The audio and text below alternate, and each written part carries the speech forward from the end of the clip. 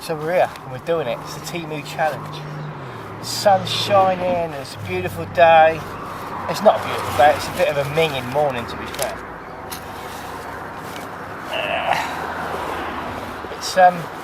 It's early. Well, it's for me. These days, it's about 6 o'clock. Tide's just on its way up. I'm actually not sure it's actually turned yet, but it's going to be coming up shortly. But it's the first opportunity I've had to actually get out and give this stuff a go. I did have a go here a couple of years ago, a few summer morning sessions, and I think I had about 4 or 5 trips down here early morning, and I did manage to catch one bass on the surface lure. I had a few more follows as well, but it was by no means prolific, but they were here. But on those occasions the tide was a bit higher. It's really low at the moment. Put my 5-piece TEMU rod together.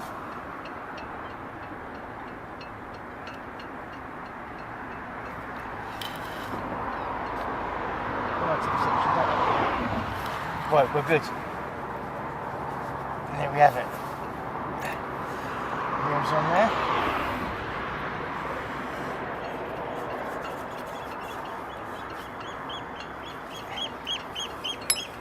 I used to catch her going by.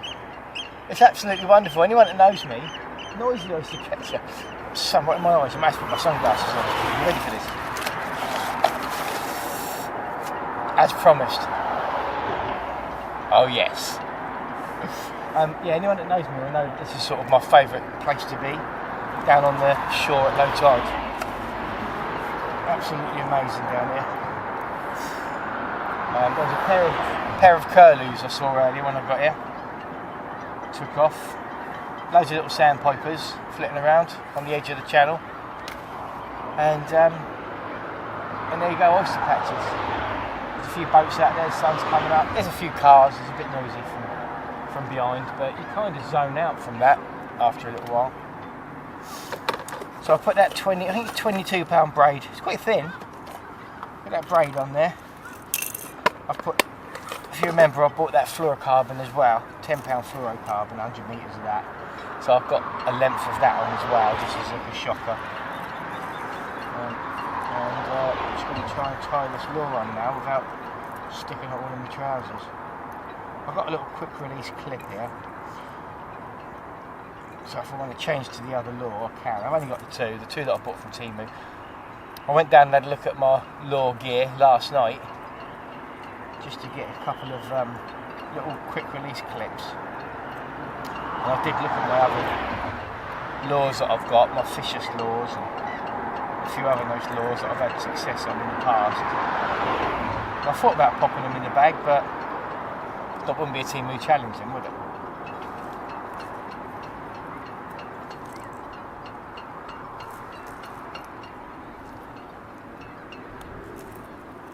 Wow, the lure's on. Now I've had trouble with braid doing this in the past, with it sort of all flying off. So what I've done is I've purposely underfilled the spool. I do that handle up, that feels floppy. And we are underway. How exciting. It's not exciting. You really don't expect too much. Going out there.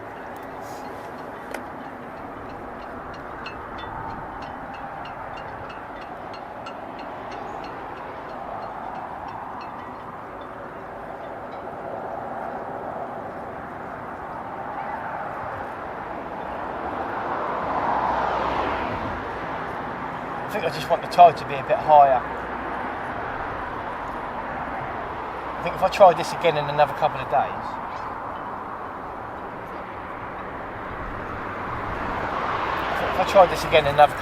I think it'll be a higher state of the tide. With the tide flooding, I think there'd be more bass coming down the channel and we'd have more chance to actually catch something. But do you know what, if nothing else, this is going to be a good excuse just to get out have a cast, throw the lure about, just get a feel for it. And it's funny, it's quite windy and it's a cold wind today.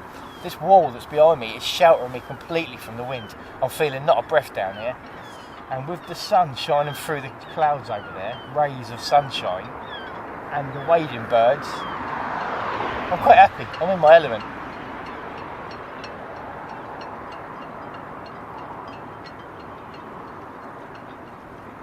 Yeah, I think the other thing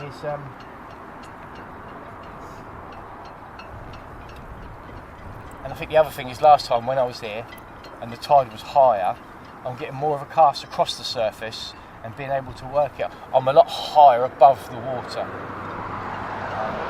so I'm kind of working downwards and I can't get a good movement on the lure, unfortunately.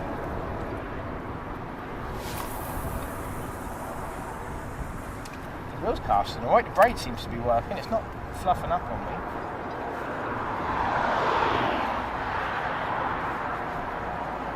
And do you know what? Stranger things have happened.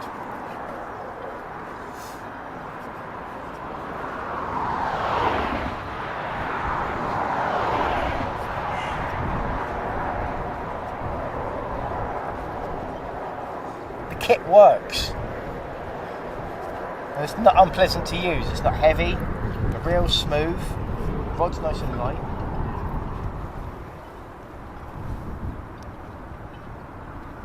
The lure seems to be dragging across the surface okay.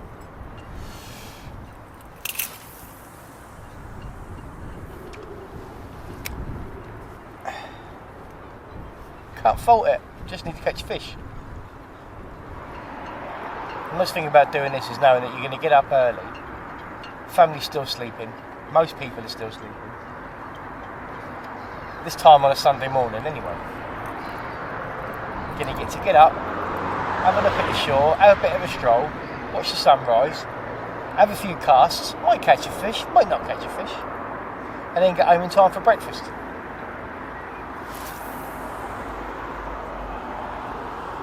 It's called getting it out of your system.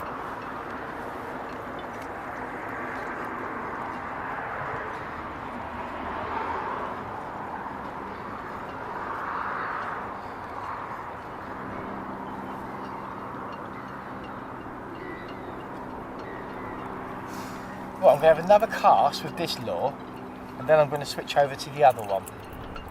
I mean, this one, it's like a white Pachenko looking lure, like a pearlescent white, and it looks really good. Going by what I've used in the past, it looks like it should catch fish.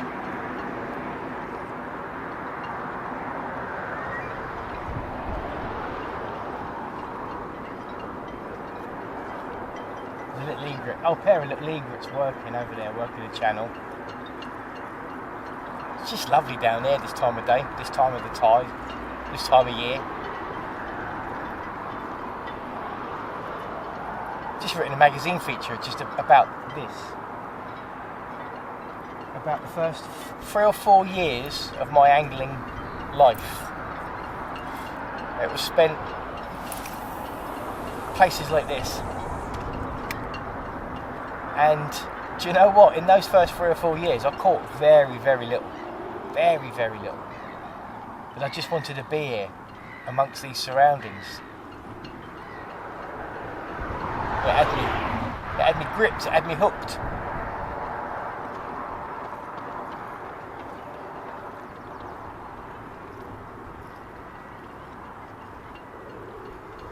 I think we've just missed the rain as well. I think some rain clouds have come over further over that way. And you can see them in the background coming over. I think up on the top of Portsdown Hill, it looks like it's rainy.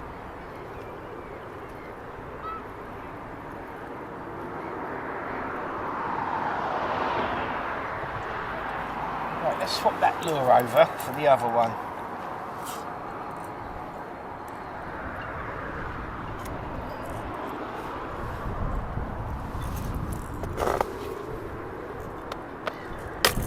Ouch. Ouch. Ouch. Ouch. This one looks good. Bit of pink on it, a few rattles inside. And it's got like a feather on the bottom treble there. Give that a go.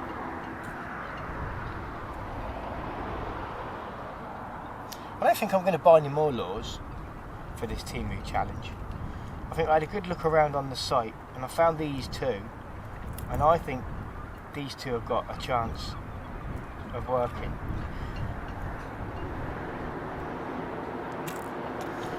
So that is going out. We'll have half a dozen casts with this, and then we'll probably call it a day, and then we'll probably have half a dozen casts with this one, and then we'll call it a day,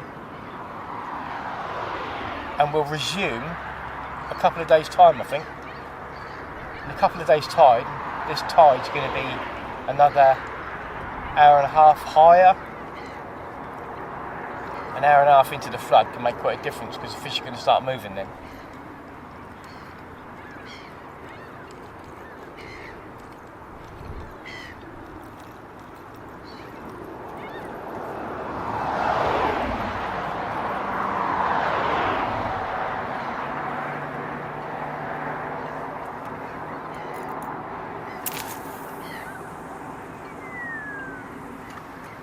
And now I've got the wind above there. Like I said, there's a lot of wind coming over, so the wind's catching that lure and taking it, but it's casting really, really well.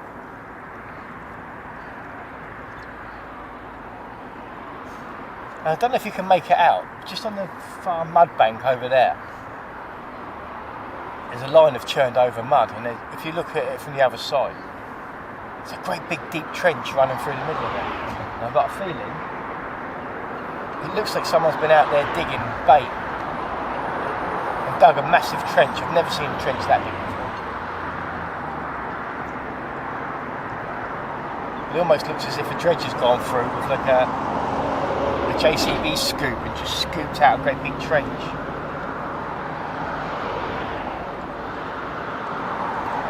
Quite impressive.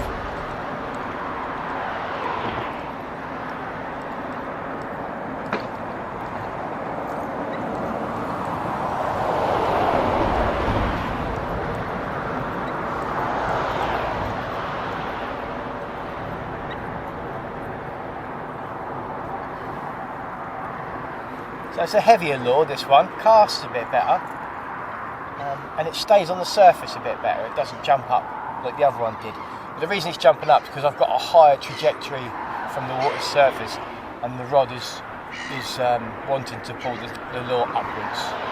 Whereas if the tide's a bit higher, if I get some wellies on, I can get down a bit lower, then I can bring it across the surface rather than from above. I think we get a better action on that.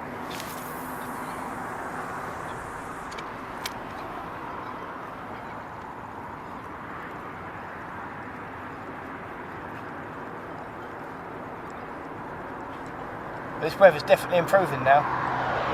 Winter's gone, spring's definitely sprung. Things are starting to look green again. That was two avocets. Two avocets just went overhead. Fantastic. This is the place for it. Farlington Marshes is just opposite me, and it's a wildfowl reserve.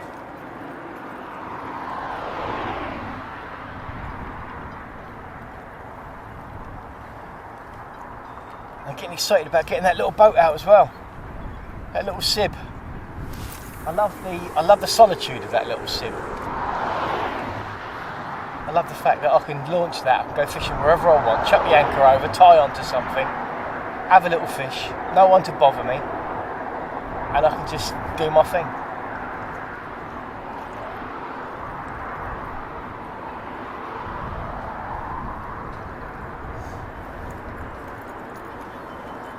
Right, I think we'll have one more chuck. I'm impressed with that braid, I'm impressed with it. I've not filled it up like I did before, and I think that's the key to not having any wind knots, all the line flying off at once. It's an odd braid. I showed you it on the spool. It's all different colours. It goes pink to green to blue to yellow. And what it does, I think it gives you a little bit of an indication as to how far you've cast. So I know I've cast down, it's orange now, but I know when I cast out, I went down to the pink. And I think if I cast and it's not pink, the pink's gone out. Now I know I've gone further.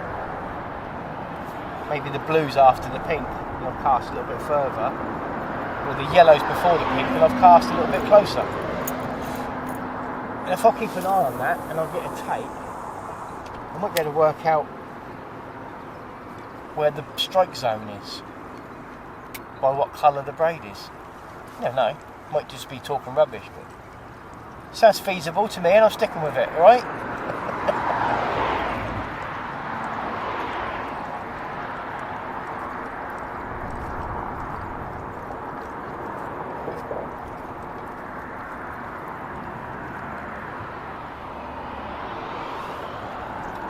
Probably going to be doing some mullet spinning down here as well at this spot. This is one of the spots where I've seen a lot of mullet. In the summer, when they're here properly, I think I need to visit a few times. That's another last cast, by the way. I think I need to visit a few times, have a good look about, and then as soon as I start seeing them shoals of mullet patrolling, then I know I can get down here and have a go. But to be fair, I want to be down here doing this sort of thing in shorts and t-shirt, a baseball cap, sunglasses because I want to wear them, not because I promised I would.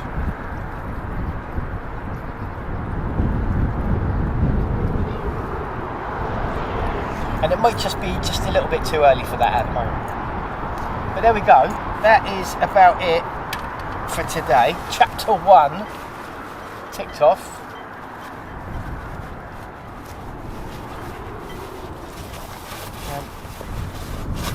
I've got some scissors in there. There we go. Scissors in there with the fluorocarbon in the little side pocket. The little bag's good. Everything fits in it. It goes on my back like a rucksack. That's all we need, right? I've got my bit of masking, electrical tape there. I didn't trust the line clip on this reel.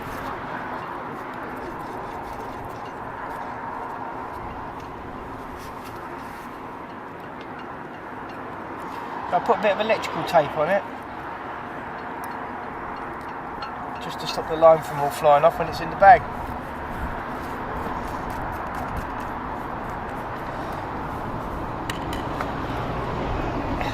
But that was fun. It was short and sweet, but I've been out, I've spent a lovely, probably an hour messing about over there with getting the kit out and loading the bag. About half an hour down here. So we've had an hour out this morning. Give the rod a little flex, cast the lures around, made a bit more of a game plan.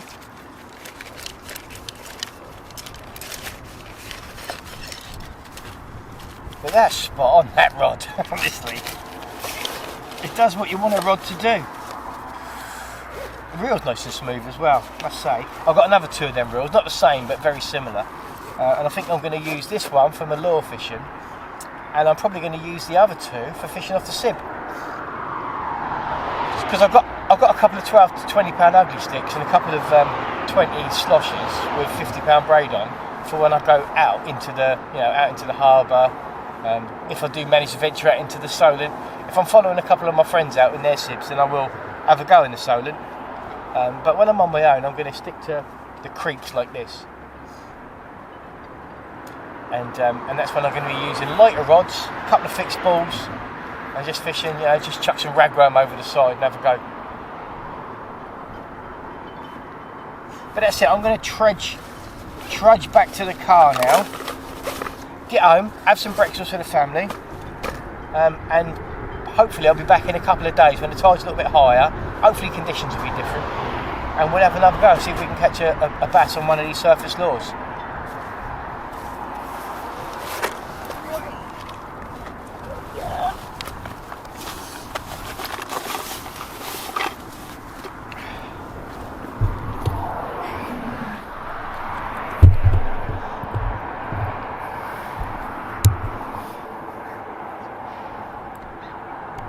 And a quick look at that sunrise over there.